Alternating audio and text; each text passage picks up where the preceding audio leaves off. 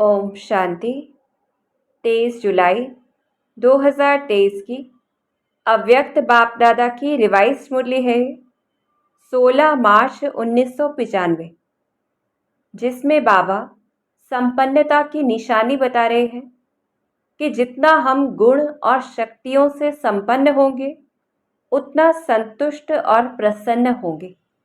तो चेकिंग करनी है। मुरली का टाइटल है सर्व प्राप्ति संपन्न आत्मा की निशानी, संतुष्टता और प्रसन्नता। आज सर्व प्राप्तियां कराने वाले बाप दादा अपने चारों ओर के प्राप्ति संपन्न बच्चों को देख रहे हैं। सर्व प्राप्तियों के दाता संपन्न और संपूर्ण बाप के बच्चे हैं, तो हर एक बच्चे को बाप ने सर्व प्राप्तियों का वर्षा दिया है। तो हमारा पिता कैसा है? जो दाता तो है ही और संपन्न है, संपूर्ण है। तो ऐसे नहीं किसको 10 दिया हो, किसको 20 दिया हो, सभी बच्चों को सर्व प्राप्तियों का अधिकार दिया है। सभी बच्चे फुल वर्षे के अधिकारी हैं। तो बाप दादा देख रहे हैं कि हर एक अधिकारी बच्चों ने अपने में प्राप्तियों का अधिकार कितना प्राप्त किया है। बाप ने सर्व दिया है कि बाप ने तो सब कुछ दिया है, हमने कितना लिया है।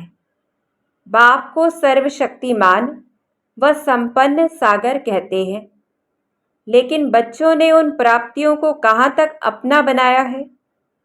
बाप का दिया हुआ वर्षा जब अपना बना लेते हैं तो जितना अपना बनाते हैं उतना नशा और खुशी रहती है।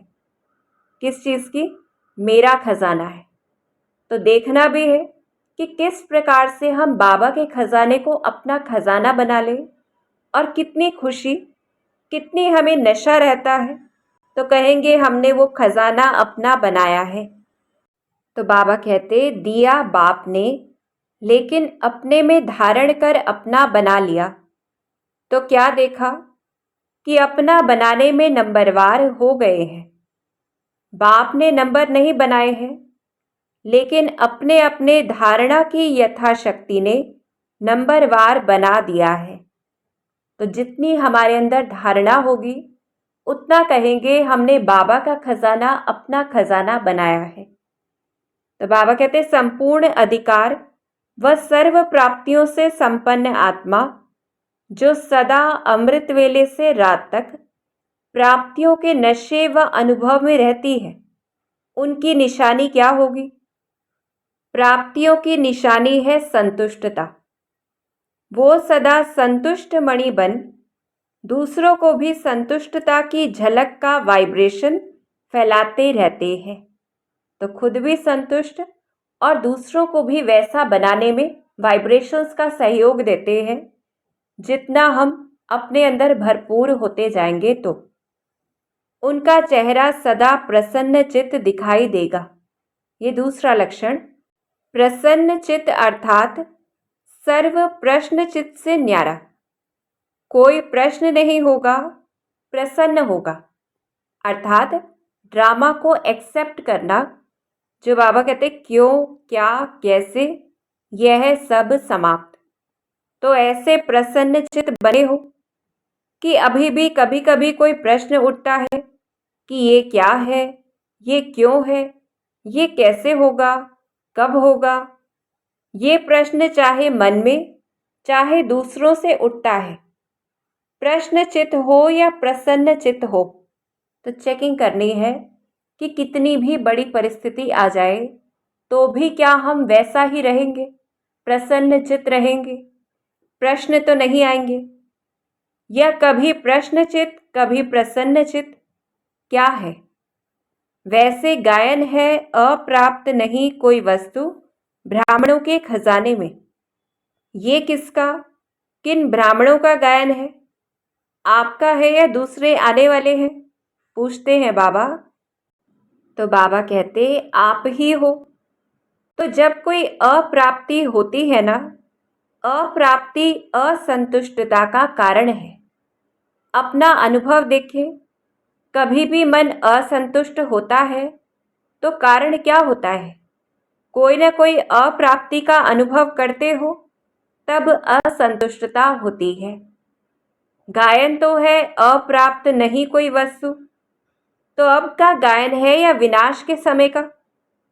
विनाश के समय संपन्न हो जाएंगे कि अभी होना है?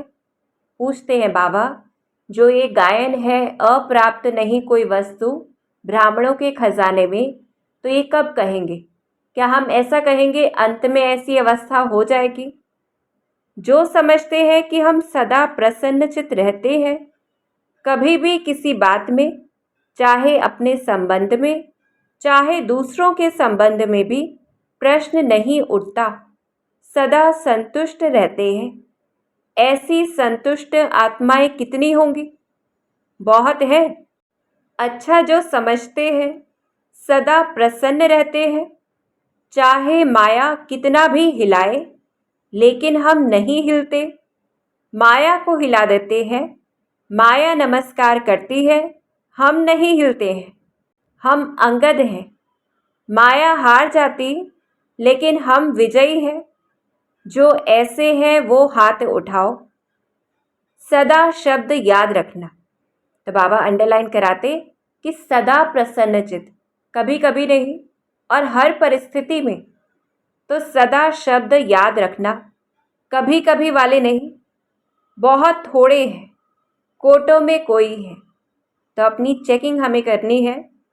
क्वेश्चन मार्क उठता तो है ना?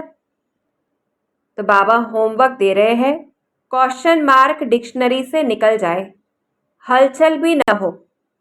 कंप्यूटर चलाते हो तो उसमें आता है ना? तो आपके बुद्धि रूपी कंप्यूटर में सदा फुल स्टॉप की मात्रा आए। तो ऐसे बाबा कह रहे हैं, क्वेश्चन मार्क आश्चर्य की मात्रा खत्म, इसको कहा जाता है सदा प्रसन्नचित। तो हम यहाँ से चेकिंग कर सकते हैं। जितना जल्दी किसी भी बात को हम फुल स्टॉप लगा देते हैं तो उतना कहेंगे प्रसन्न रहेंगे। नहीं तो जितना समय फुल स्टॉप नहीं लगा तो क्या लगा? आश्चर्य के क्वेश्चन वाले, ये सब चीज़ें बुद्धि में चलती रहेंगी। तो ऐसा प्रसन्नचित औरों का भी क्वेश्चन मार्क खत्म कर देता है। नहीं तो स्वयं में अगर क्वेश्चन मार्क है तो कोई भी बात सुनेंगे, देखेंगे, कहेंगे तो क्या कहेंगे? हाँ, ये तो होना नहीं चाहिए, लेकिन होता है। मैं भी समझती हूँ, होना नहीं चाहिए। ऐसे मिक्स हो जाएंगे। उसके प्रश्न को और अंडरलाइन कर देंगे कि एक मनुष्य या एक आत्मा किसी परिस्थिति से परेशान है। हमने उस परिस्थिति को सुनकर उस हम परिस्थिति में हमने भी अपना कार्मिक अकाउंट बना लिया। अगर हम भी क्वेश्चन मार्क में आ गए तो इससे क्या हुआ?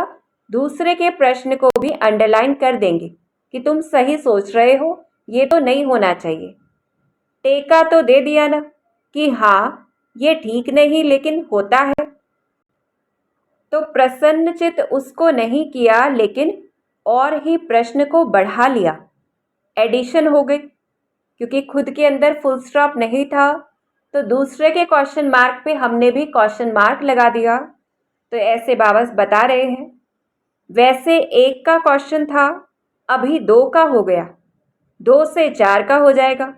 क्योंकि वो दो आगे दो को सुनाएंगे तो वो भी कहेंगे हाँ ऐसा तो नहीं होना चाहिए, ये कैसे हो गया। तो ऐसे बाबा बता रहे हैं कि कैसे वाइब्रेशंस फैलती है। तो प्रसन्न चित्त वाइब्रेशन के बजाय प्रश्न चित्त का वाइब्रेशन जल्दी फैलता है। हाँ ऐसा है, साथ दे दिया। आश्चर्य की मात्रा आ गई ना? हाँ, तो फुल स्टॉप तो नहीं हुआ ना? चाहे अपने प्रति भी ये मेरे से होना नहीं चाहिए, ये मेरे को मिलना चाहिए, ये दूसरे को नहीं होना चाहिए, तो ये चाहिए प्रश्न चित्त बना देती है, प्रसन्न चित्त नहीं। तो सभी का लक्ष्य क्या है? संतुष्ट प्रसन्न चित्त। तो हमें होमवर्क करना है, किसी भी बात में चाहिए चाहिए शब्द नहीं बोलने हैं कि ये है तो अच्छा, नहीं है तो अच्छा। जिसका प्रसन्न चित्त होता है उसके मन बुद्धि के व्यर्थ की गति फास्ट नहीं होगी। सदा निर्मल निर्माण निर्माण होने के कारण सभी को अपने प्रसन्न चित्त की छाया में शीतलता देंगे। कैसा भी आग समान जला हुआ बहुत गर्म दिमाग का हो, लेकिन प्रसन्न चित्त के वाइब्रेशन की छाया में शीतल हो जाएगा। तो ये यहाँ से हम चेक कर सकते हैं हम कौन सी वाइब्रेशंस फैलाते हैं जिसके भी संपर्क में आते हैं। कमज़ोरी क्या आती है? वैसे ठीक चलते हो, अपने रीति से अच्छे चलते हो, लेकिन जब संबंध संपर्क में आते हो तो दूसरे की कमज़ोरी देखते सुनते वर्णन करते प्रभाव में आ जाते हो। फिर कहते हो कि इसने किया ना, इसलिए मेरे से भी हो गया, इसने कहा तभी मैंने कहा। तो वहाँ हम क्या करने लगते हैं? खुद की रिस्पॉन्सिबिलिटी को दूसरे के ऊपर डाल देते हैं। उसने 50 बारी कहा, मैंने एक बारी कहा। फिर बाप के आगे भी बहुत मीठी मीठी बातें रखते हैं। कहते हैं बाबा आप समझो ना, इतना सहन कहाँ तक करेंगे, फिर भी पुरुषार्थी है ना, तो थोड़ा तो आएगा ना। तो बाबा बड़ी रमणीकता से कह रहे हैं, बाप को भी समझाने लगते हैं। यहाँ जो निमित्त है उन्हों को बहुत कथाएं सुनाते हैं। ऐसा था ना, ऐसा था ना, ऐसा था ना, ऐसे ऐसे की माला जपते हैं। बाप दादा सदा ही इशारा देते हैं कि ऐसी बातें 2 अक्षर में वर्णन करो, लंबा वर्णन नहीं करो, क्योंकि ये व्यर्थ बातें बहुत चटपटी होती हैं, मज़ेदार लगती है। जैसे खाने में भी खट्टी मीठी चीज़ हो तो अच्छी लगेगी ना, और फीकी सादी हो तो कहेंगे ये तो खाते ही रहते हैं। तो व्यर्थ बातें, व्यर्थ चिंतन सुनना, बोलना और करना, इसमें चलते चलते इंटरेस्ट बढ़ जाता है। तो बाबा अटेंशन दिला रहे हैं, कोई भी बात जिससे हमें फ़ायदा नहीं, दूसरे को फ़ायदा नहीं, व्यर्थ है। अगर हमने 1-2 बार की तो हमारा इंटरेस्ट बढ़ता जाएगा, हमारा संस्कार बन जाएगा उसमें रस लेने का। तो इस प्रकार से फिर सोचते हैं, मैं तो नहीं चाहती थी, लेकिन उसने सुनाया ना, तो मैंने कहा कि अच्छा उसका सुन ले, दिल खाली कर दे। उसकी तो दिल खाली हुई और अपना दिल भर लिया। वो थोड़ा थोड़ा दिल में भरते भरते फिर संस्कार बन जाता है। तो यहाँ अंडरलाइन करना है, कोई भी चीज़ हम ऐसे ही नहीं कर सकते, क्योंकि एक बार की तो वो धीरे धीरे संस्कार बन रही है, फिर उसको बार बार करने का दिल होगा। तो ऐसे, और जब संस्कार बन जाता है तो महसूस ही नहीं होता कि ये रॉन्ग है। ये व्यर्थ संस्कार बुद्धि के निर्णय को खत्म कर देता है। तो हर वक्त अटेंशन देना है, क्या देख रहे हैं, क्या बोल रहे हैं, क्या सुन रहे हैं, क्या सोच रहे हैं, क्योंकि हर चीज़ संस्कार बना रही है। क्या अंदर शरीर में हम लेकर जा रहे हैं वो भी हमारा संस्कार बना रही है, क्योंकि उससे भी हमारे मन बुद्धि में वाइब्रेशंस जा रही है। तो ऐसे बाबा कह रहे हैं, इसलिए सबसे सहज सदा संतुष्ट रहने की विधि है, सदा अपने सामने कोई न कोई विशेष प्राप्ति को रखो, क्योंकि प्राप्ति भूलती नहीं है। ज्ञान की पॉइंट्स भूल सकती है, लेकिन कोई भी प्राप्ति भूलती नहीं है। तो हम लिस्ट बनाए, ज्ञान में आने के बाद हमें क्या क्या प्राप्ति हुई। सबसे पहले तो दिव्य बुद्धि की प्राप्ति हुई। तो बाबा कहते बाप से क्या क्या मिला, कितना मिला है, वैरायटी पसंद आती है ना, एक जैसा पसंद नहीं होता। तो आप अपने प्राप्तियों को देखो, ज्ञान के खजाने की प्राप्ति कितनी है, योग से शक्तियों की प्राप्ति कितनी है, दिव्य गुणों की प्राप्तियां कितनी है, प्रैक्टिकल नशे में खुशी में रहने की प्राप्तियां कितनी है। बहुत लिस्ट है ना। पहले भी सुनाया था कि कभी कोई गुण की प्राप्ति को सामने रखते हुए संतुष्ट रहो, क्योंकि एक गुण भी अपनाया तो जैसे विकारों का आपस में बहुत गहरा संबंध है। अगर बाहर के रूप में इमर्ज रीति से क्रोध है, लेकिन आंतरिक चेक करो तो क्रोध के साथ लोभ, अहंकार होता ही है। तो जैसे बाबा उदाहरण दे रहे हैं कि एक गुण भी आया तो उसके साथ अनेक गुण ऑटोमेटिक आ जाएंगे। ये सब आपस में साथी हैं। कोई इमर्ज रूप में होते हैं, कोई मर्ज रूप में होते हैं। तो गुण भी जो है उन्हों का भी आपस में संबंध है। इमर्ज एक गुण को रखो, लेकिन दूसरे गुण भी उनके साथ ही मर्ज रूप में होते हैं। तो रोज कोई ना कोई प्राप्ति स्वरूप का अनुभव अवश्य करो। इससे क्या होगा?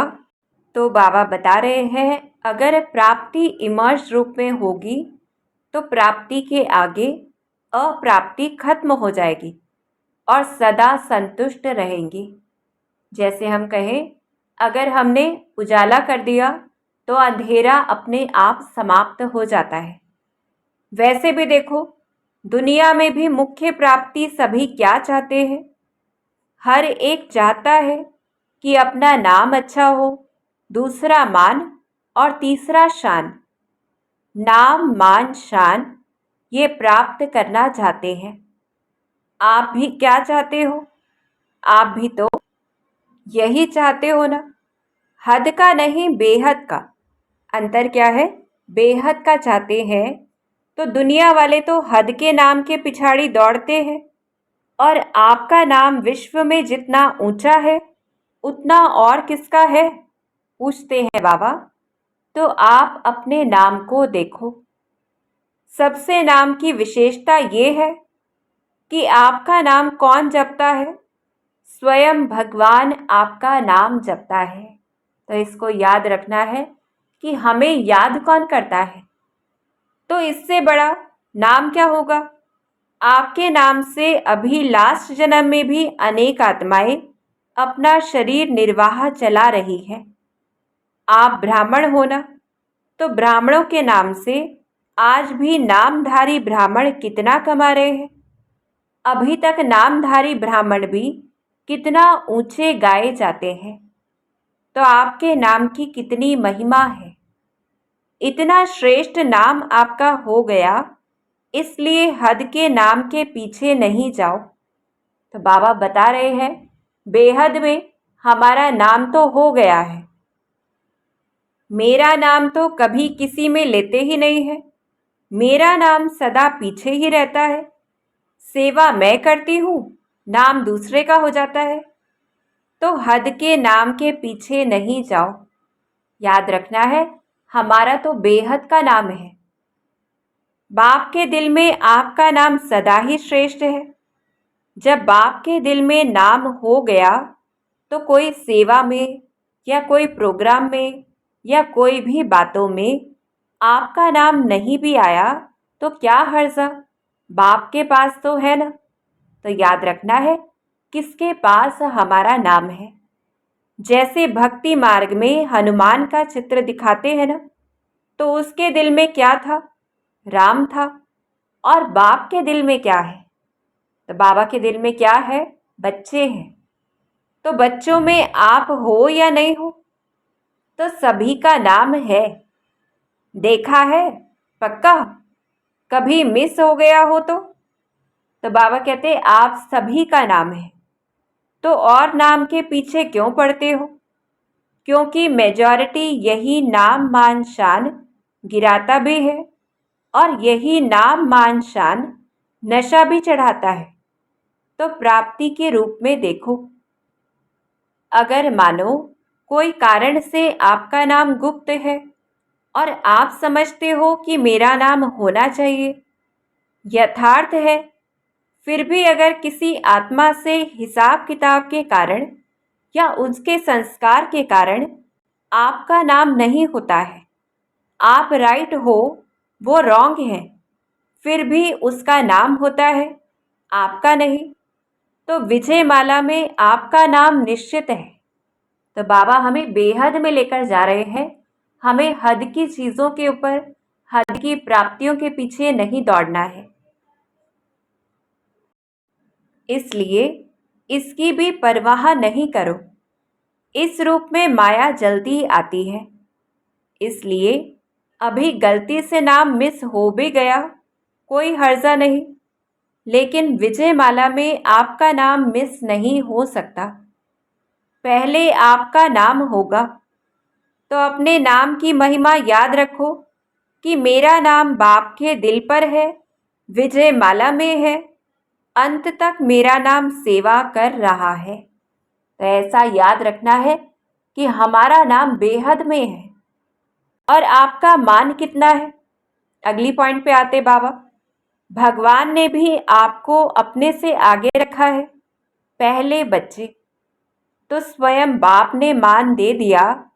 कितना आपका मान है उसका प्रूफ देखो कि आपके जड़ चित्रों का भी लास्ट जन्म तक कितना मान है।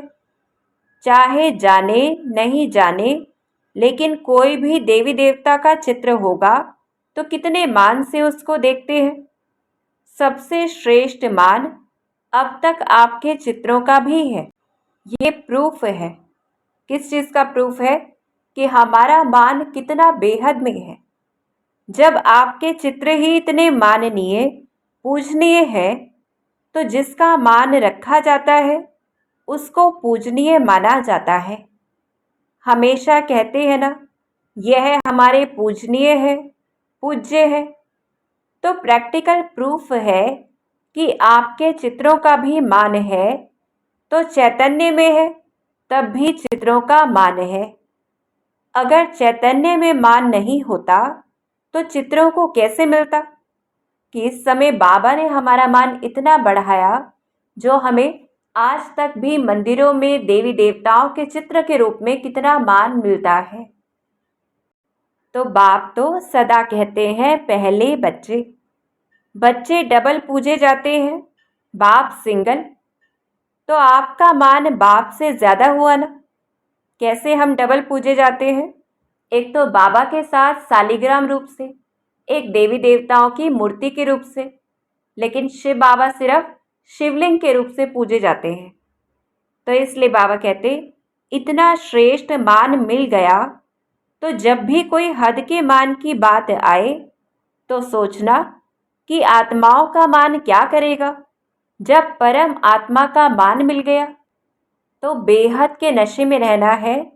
ऐसे नहीं सोचो कि हम इतना कुछ करते हैं फिर भी मान नहीं देते, पूछते ही नहीं है। ये सोचना व्यर्थ है, क्योंकि जितना आप हद के मान के पीछे दौड़ लगाएंगे ना, तो ये हद की कोई भी चीज़ परछाई के समान है। परछाई के पीछे पड़ने से कभी परछाई मिलती है कि और आगे बढ़ती जाती है? पूछते हैं बाबा।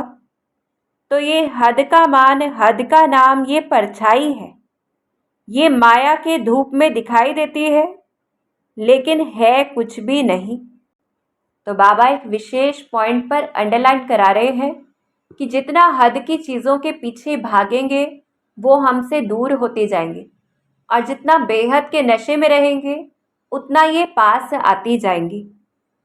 तो नाम भी आपको मिल गया, मान भी आपको मिला हुआ है, और शान कितना है? अपने एक एक शान को याद करो। और किसने शान में बिठाया? बाप ने बिठाया। बाप के दिल तक नशीन है। सबसे बड़े ते बड़ी शान राज्य पद है ना। तो याद रखना है हम किस शान में हैं। तो आपको तख्त ताज मिल गया है ना, जो परमात्मा के तख्त नशीन है। इससे बड़ी शान क्या है? कभी कभी निर्णय करने में एक छोटी सी गलती कर देते हो। जो रियल शान है, रूहानी शान है, वो कभी भी अभिमान की फीलिंग नहीं देगा।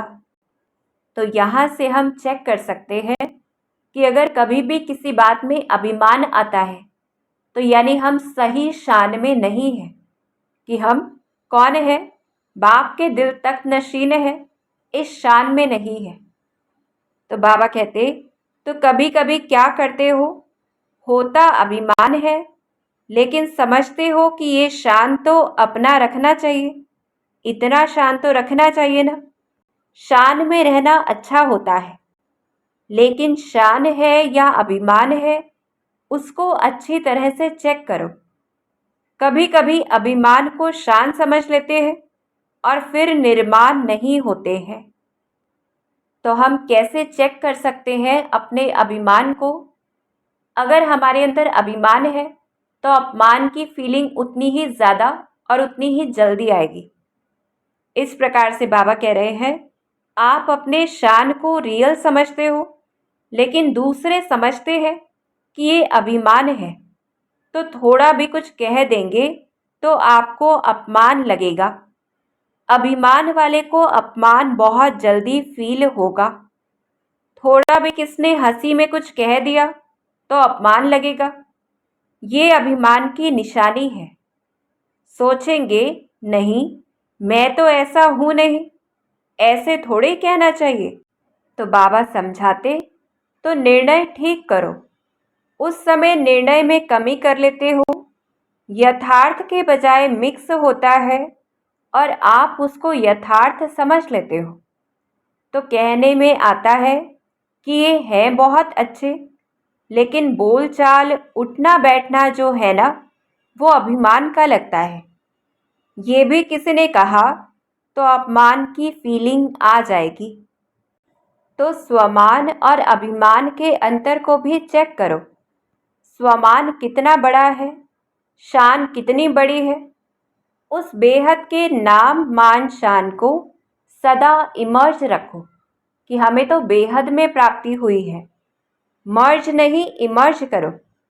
जैसे याद में कभी कभी अलबेलापन आ जाता है तो कहते हैं हम हैं ही बाप के, याद क्या करें।